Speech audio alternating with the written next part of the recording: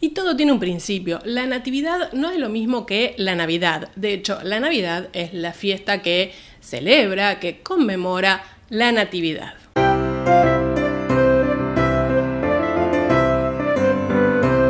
Muy bienvenidas, bienvenidos, bienvenides. Antes que nada, aviso parroquial. La semana que corresponde a Navidad y a fin de año vamos a tener video igual. Voy a procurar subirlos el día miércoles, no va a ser viernes de arte, sino miércoles de arte, como para que si están ahí comiendo un pan dulce, tomando una copa, comiéndose unas uvas o algo, bueno, puedan ver algo de historias de arte si es que tienen unos minutitos en estos fines de semana largo que vamos a disfrutar. Ahora sí, vamos a hablar de la natividad. El nacimiento de Jesús es un tema muy caro, muy importante para el cristianismo, y ya desde el siglo IV se toma como tema para narrar, para representar, de distintas maneras, por supuesto. Todos los temas que tienen que ver con escenas religiosas, en realidad todos los temas que tienen que ver con el arte, sufren evoluciones, o sea, van cambiando. Esta historia se recoge principalmente en los evangelios de San Lucas y San Mateo,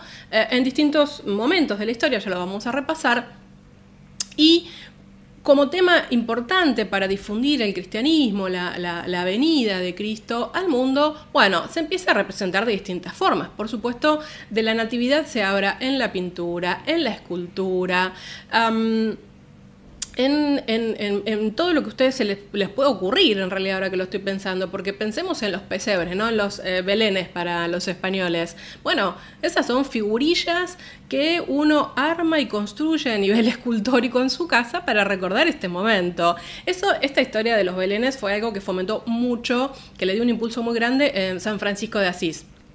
Y de hecho, bueno, en Roma, y después se extendió al resto del mundo también, están no solamente los pesebres hechos de figurillas que pueden ser pequeñas o que son a veces tamaño casi natural, sino que también está el tableau vivant, ¿no? La representación en vivo de la escena de la natividad. A todos nos tocó alguna vez de pequeños hacer de pastorcitos, a todos nos pasó, no me digan que no, no me digan que no. ¿Y cómo evolucionó esta representación a lo largo de la historia? Bueno, empecemos con lo más claro que tenemos, que es apegarnos a las escrituras.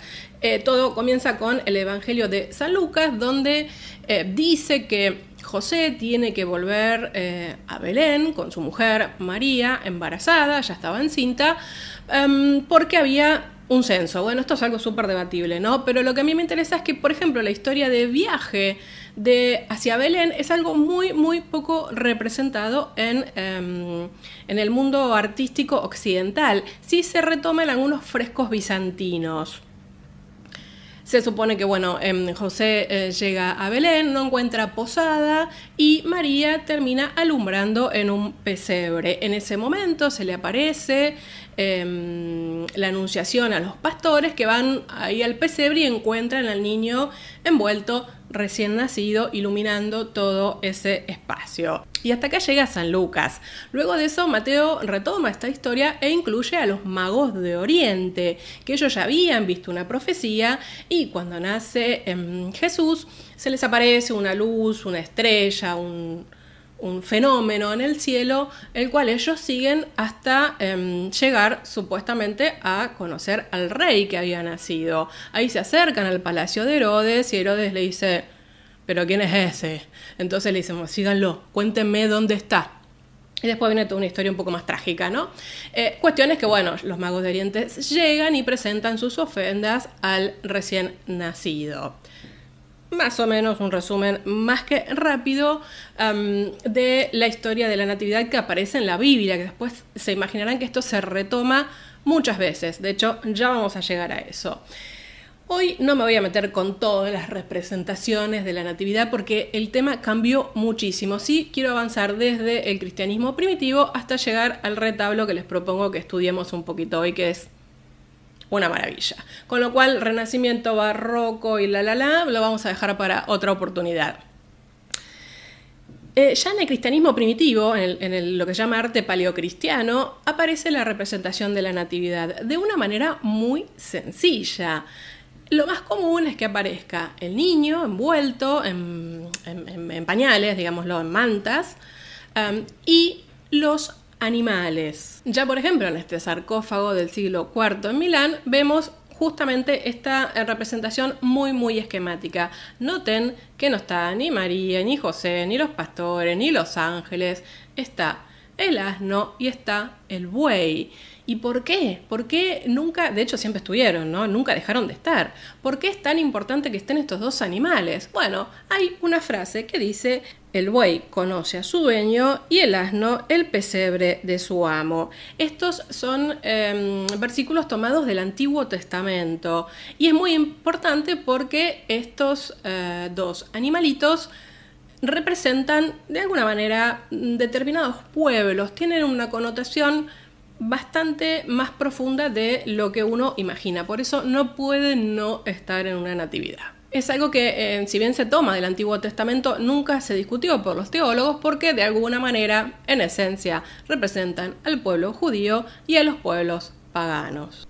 ¿Y cuándo aparece María entonces en toda esta historia? Bueno, eso sucede recién a fines del siglo V con el concilio de Éfeso, en donde ahí se declara a María como Madre de Dios. Entonces en ese momento pasa a ser una figura importante y ya la natividad en esa época incluye, además de al buey y al asno, a María, porque bueno, ya pasa a ser una figura central de la iglesia cristiana. El caso de José es distinto porque la representación de José amerita un capítulo aparte y ya mismo me comprometo a hacerlo en algún momento, porque José evoluciona de una manera desde, por supuesto, ni siquiera existir ni ser tenido en cuenta, hasta más o menos en el medioevo, en donde aparece ya como un viejo que está ahí al costado, lavando la ropa, como que está de más, José, aparentemente. Lo dibujan, lo pintan, lo representan, pero como que está medio de más. Después, en algún momento, ya se ponen un poco las pilas y dicen, bueno, José no era un viejo que no servía para nada, es parte de la natividad, y bueno, se le empieza a dar un poco más de jerarquía en la escena, pero eso recién pasa a partir del fines del Renacimiento y del Barroco, les diría. Muy interesantes las representaciones de José.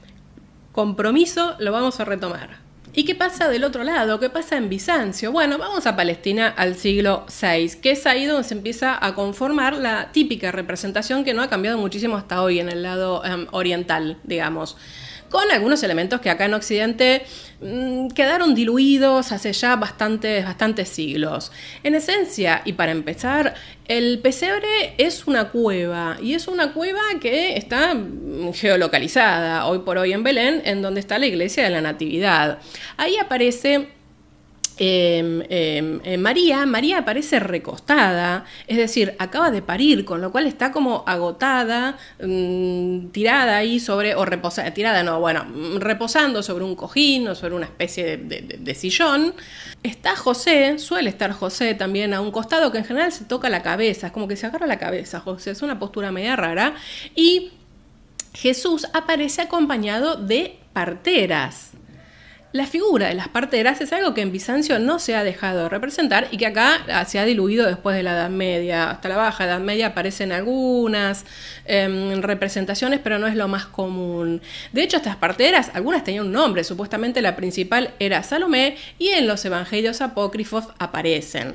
Los ángeles suelen rodear esta escena y también aparecen generalmente del lado derecho los pastores y del otro lado los reyes magos o los magos de Oriente. En ese sentido sí se completa un poco la escena. También es importante rescatar acá que quizás en algún momento cuando veamos algún otro ejemplo va a aparecer este tema, y es que el viejo que aparece, que habitualmente se asocia con José, inicialmente, estoy hablando de las representaciones bizantinas, ¿no? Inicialmente se creía que era un pastor porque parecía medio con pieles y después se terminó asociando con el profeta Isaías. Y el hecho de que esté en una cueva y de que el niño esté envuelto en esta túnica, en estos que nosotros llamaríamos pañales, en realidad tiene una connotación un poco más profunda, y es que la cueva de alguna manera simbolizaría el destino de Jesús, que era ser enterrado, es decir, se sabía ya que iba a morir Jesús, y también el hecho de que esté envuelto en mantas significaría un poco el vendaje mortuorio, es decir, tiene como una doble connotación el espacio en cómo se lo representa Jesús. ¿Y qué pasa de este lado del mundo? Bueno, cuando digo este lado del mundo digo Occidente, ¿no? Acá los teólogos no estaban muy de acuerdo con esto de que hubiera parteras en el momento del nacimiento de Jesús. Se supone que había sido un momento especial, religioso, con una aura mística. ¿Y qué hacían las parteras ahí? No tenía sentido. Entonces, bueno, volaron las parteras con el tiempo y sí se mantiene la idea del pesebre o de algún tipo de construcción de estilo románica que se está deteriorando, que sería como la antigüedad o los pueblos paganos o todo lo que Cristo vino a redimir de alguna manera. Entonces ese mundo antes de Cristo se termina desintegrando o se termina cayendo. Otra cosa importante es la actitud de María. Desaparecen las parteras y María ya aparece o parada junto al niño o arrodillada junto al niño en una actitud digna, digamos. A veces, por ejemplo, cuando se pinta a la Virgen en Majestad o la Virgen y el Niño, que es una escena totalmente distinta, vamos a aclarar, no confundir la Virgen y el Niño, porque la Natividad implica muchos más personajes y muchas más historias, como las que venimos hablando. A veces se retoma un poco la idea de algunas parteras, pero quedó muy, muy lejano eso. Porque lo importante es que empieza a haber en Occidente una conexión entre el niño y la Virgen. Entonces ya María es como que lo mira, por ejemplo, el niño está reposando en el pesebre y lo mira, o reza por él. Es como que se establece esto, una relación nueva. Pero de lo que nos interesa hablar hoy es de algo bastante especial y es cómo se interpreta la Natividad en el norte de Europa. Básicamente estamos hablando de los Países Bajos, de la zona de Flandes, de la pintura flamenca. Porque ahí se sigue, en esencia, lo que fueron las visiones de Santa Brígida. Santa Brígida fue una monja sueca que vivió en el siglo XIV. Vamos a ver qué es lo que decía Santa Brígida porque nos importa mucho, muy mucho, para ilustrarlo a través de Roger van der Weyden. La Virgen se arrodilló con gran veneración en actitud de oración y de espaldas al pesebre. Y mientras ella estaba así en oración, vi al niño en su vientre moverse y de repente, en un momento, dio a luz a su hijo, de quien irradiaba una luz y un esplendor tan inefables que el sol no se le podía comparar. Ni el cirio que San José había puesto allí alumbraba. La luz divina aniquilaba totalmente la luz material de la vela. Vi al infante glorioso tendido en el suelo desnudo y resplandeciente. Su cuerpo era puro de cualquier tipo de suelo e impureza. Entonces oí también el canto de los ángeles, que era de milagrosa dulzura y gran belleza. Como verán, en esencia es lo que nos está presentando van der Weyden en este retablo del que vamos a hablar ahora. Como todo, tenemos que empezar a aclarar el nombre, ¿no? Se llama tríptico o retablo Bladelin. Bueno, tríptico, empecemos por el principio, por ahí lo aclaro por si a alguien se le escapa. El tríptico es una serie de imágenes compuesta de 3 paneles pintados, que puede ser sobre madera, sobre mármol, en general son sobre madera, que bueno, se hacen en tríptico, ¿por qué? Porque hay un panel central, hay 2 paneles laterales que habitualmente estaban cerrados. Es decir, también hay otra imagen que acompaña cuando se cierran las puertas del tríptico. Bueno, las puertas no, los laterales del tríptico. Esto se hace así porque quizás por hoy a nosotros nos parece raro, pero la mayoría de las imágenes o cuadros o trípticos, por ejemplo, estaban tapados o estaban cerrados y se abrían en determinado momento del año en las iglesias, que era el momento que hacía honor, en donde se conmemoraba determinada situación. Entonces, es importante entender por qué se pintaban estos trípticos. El sentido habitual era que estuvieran en las iglesias. Hay trípticos que se hacen, por supuesto, para casas particulares, se han hecho debidamente, pero bueno, también tenían el mismo esquema. Estaban cerrados, se veía la imagen de cuando el tríptico estaba cerrado y se abría en un momento especial. ¿Y quién es este señor Bladelin? Bueno, tenemos que irnos a Brujas en el siglo XV. Era un recaudador de impuestos en esencia, pero hizo carrera, le fue muy muy bien y terminó como una persona muy poderosa en la corte de Borgoña, incluso participando de la Orden del Toisón de Oro. Y de hecho se cree que este retablo lo encargó como donante para la iglesia de la ciudad de Middelburg, que fue una ciudad que fundó él.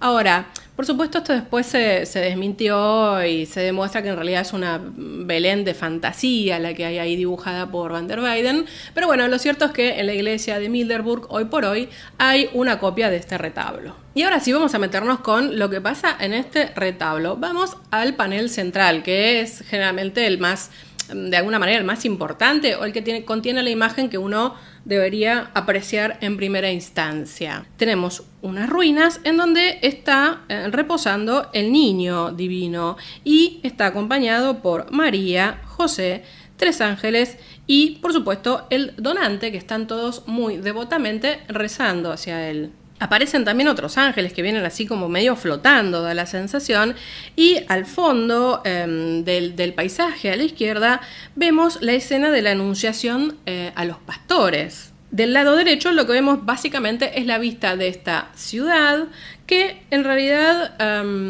sigue su vida normal, no sucede nada especial ahí. En cuanto a la arquitectura justamente de este espacio donde está Jesús, bueno, es una construcción románica, de estilo románico, que como verán se está cayendo a pedazos. Como les comenté, esto terminó simbolizando, sobre todo en los Países Bajos, esta venida de la gracia a través de Dios y la destrucción de digamos, los pueblos paganos, como un testimonio de una época pasada que ahora ya no iba a volver o no iba a continuar de esa forma. Pero no solo eso, fíjense que hay una columna maciza y muy fuerte que sostiene el techo, y esto es importante porque lo que está reflejando no solamente es al nacimiento del niño y a Dios como soporte de todo el porvenir, sino también que va a terminar siendo una especie de metáfora que va a remitir a la columna del azote, cuando azotan a Jesús antes de ser crucificado. Como ya se imaginan, ahí vemos a José que tiene una vela entre las manos, y esta es la vela a la que hacía alusión Santa Brígida, que era como obnubilada o que no alcanzaba a repeler con su luz la luz que venía o que provenía del niño. De hecho, vemos que el niño, que está acostado ahí en el piso, tiene una luz brillante alrededor, y bueno, claro, vemos a María también con los colores que la van a representar típicamente, que es una túnica celeste, un azul claro, y después ese manto azul intenso que rodea todo, ¿no? José, si bien aparece como un señor mayor, está en una posición bastante digna, no está representado medio lavando los trapos ni nada por el estilo, y el donante está vestido de negro con pieles como la corte, como los duques de Borgoña, y fíjense el detalle de los zapatos. Esos zapatos puntiagudos representan el estatus social. Sí, cuanto más largo fuera tu zapato, en esa época la punta de tu zapato, eras más o menos poderoso. Y ahora vamos al panel de la izquierda. Lo que tenemos ahí es el rescate de una parte de la leyenda áurea que cuenta que el emperador Augusto le consulta a la Sibila Tiburtina si él era el hombre más poderoso del mundo, por decirlo de alguna forma, y si tenía que consentir en ser adorado como Dios. Y ahí la Sibila le dice: no, Augusto, mira, y le muestra la imagen del niño con la Virgen, que es lo que estamos viendo de fondo. Y entonces se supone que Augusto lo que hizo fue fundar un altar en honor al primogénito de Dios en Roma, y como lo vemos acá en esta parte lateral del retablo, está de rodillas mirando hacia la imagen que le está presentando a la Sibila, y si ven el detalle hay un águila bicéfala de los Habsburgo ahí dibujada, y está acompañado por otros 3 que serían sirvientes o asistentes, que bueno, están igual vestidos a la moda de la época que se está representando, de la Edad Media, digamos. Y así como en el lado izquierdo tenemos la proclamación del nacimiento de Cristo al emperador Augusto, es decir, Occidente, del lado derecho del retablo, del panel derecho del retablo, tenemos la proclamación del nacimiento de Jesús a los magos de Oriente. Y esto también se retoma la leyenda áurea, porque ¿qué pasa? Lo que cuenta es que los magos estaban rezando en una montaña a la que iban habitualmente, porque ya habían tenido una profecía, y se les aparece una luz con el niño directamente a anunciarles el nacimiento. Y ese niño se supone que les dice: sube a Judea, allí encontrarás al niño que nace. Y a partir de esto vemos que a lo lejos también aparecen los reyes de nuevo, que se quitaron la ropa, que fueron a lavar al río para luego de eso emprender su camino a buscar al niño. Esto también está relatado en la leyenda áurea. Por lo tanto, si tenemos que resumir este tríptico, tenemos el nacimiento de Cristo, la natividad y la proclamación en Oriente y Occidente de su venida. Si ahora nos ponemos a ver un poco más el aspecto formal, Van der Weyden realmente, bueno, el uso de los colores, ni hablar. Me interesa que veamos el detalle del niño, ¿no? En todas las veces que aparece está muy bien representado, con una cierta dulcificación muy interesante. Los bebés en este momento se representaban a veces o como adultos o como seres medio deformes. La verdad que acá es una preciosura este niño Jesús. Ya hablé de los gestos de María. Una cosa que me parece exquisita es la ciudad de fondo que se ve, en donde pasa la vida absolutamente normal. Miren el detalle de los edificios, la gente con caballo, haciendo su vida cotidiana como si no hubiese sucedido nada. Eso muchas veces se interpreta como, bueno, como que el pueblo judío, ¿no?, siempre terminó ignorando la venida de este Redentor, ¿no? Ahora, la composición completa es equilibrada en los colores, en las formas, en lograr las texturas. La verdad que Van der Weyden da cátedra con este retablo, pero no hablamos todavía de qué pasa cuando se cierra el retablo, qué es lo que se ve. Ahí vamos. Lo que vemos cuando el retablo está cerrado es una anunciación. Tenemos a la Virgen a la izquierda y del lado derecho tenemos al ángel Gabriel. María tiene de fondo libros, un jarrón con un lirio y una cortina roja, que es lo único que le está dando color, porque todo esto es una grisalla. Y el ángel Gabriel tiene un rollo escrito con las palabras Ave Gracia Plena. Es decir, es como que tuviéramos todo el proceso, ¿no? Desde la anunciación al nacimiento y del nacimiento a su proclamación. Es importante decir que esta grisalla que está pintada del lado de afuera, sería de cuando se cierra este tríptico, no la pintó Van der Weyden, se hizo después. Y finalmente, ¿de quién no hablamos y que hizo este maravilloso retablo? Que es Rogier Van der Weyden, que es un artista flamenco del siglo XV y que fue muy, muy valorado ya en su propia vida. Fue un destaque desde siempre. Él en realidad había nacido en Bélgica, en Tournai, y su nombre era Roger de la Pasture, pero bueno, eso se traduce como Weyden cuando él va y se traslada a los Países Bajos, y la verdad es que casi toda su carrera la hizo en la zona de Brujas, nunca se mudó de ahí finalmente. Si bien viajó a Italia, y ahí vemos también la consecuencia de ese viaje a Italia en este retablo con esa dulcificación de los personajes, ¿no? Hay algo que Panofsky dice sobre este tríptico y otros trabajos más de Van der Weyden de esta época, que bueno, justamente fueron después de su viaje a Italia, y que hay como una rehumanización de los personajes, procura generar cercanía, empatía con lo que se está representando. Y ahora, para cerrar esta entrada, les traigo una cita que encontró Ciriaco d'Ancona. Ciriaco d'Ancona es considerado el padre de la arqueología, vivió en el siglo XV, y ya en ese propio momento se decía lo siguiente sobre las obras de Van der Weyden: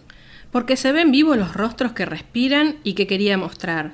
Y uno quisiera decir que las tantas túnicas y mantos de diferentes colores han sido elaborados de manera excelente, y que los prados vivos, las flores, los árboles, las colinas frondosas y sombreadas, así como los salones y vestíbulos decorados, el oro como el oro, las perlas, las gemas y todos los demás no fueron creados por la mano de un artista humano, sino por la propia naturaleza que lo crea todo. Se valoraba muchísimo la capacidad de representación del natural que tenía Van der Weyden. Y hasta aquí nuestra historia de la natividad del día de la fecha. Llegamos hasta los Países Bajos, quizás en algún momento vamos a retomarla. Es una escena muy representada en la historia del arte, y creo que más allá de que uno crea o no crea, los valores que trata de propagar o que trata de representar son muy, muy válidos. Se agradece, como siempre, un me gusta, se agradece mucho, mucho sobre todo compartir, porque realmente si a alguien le interesa este tipo de temas, de historias de arte, la única forma que tenemos de llegar es compartiendo estos videos. No olviden de suscribirse, están todos más que invitados a suscribirse. Muchas gracias a todos los que ya lo hicieron. Nos vemos la próxima semana. Recuerden que vamos a subir video igual y que va a ser el miércoles. Adiós.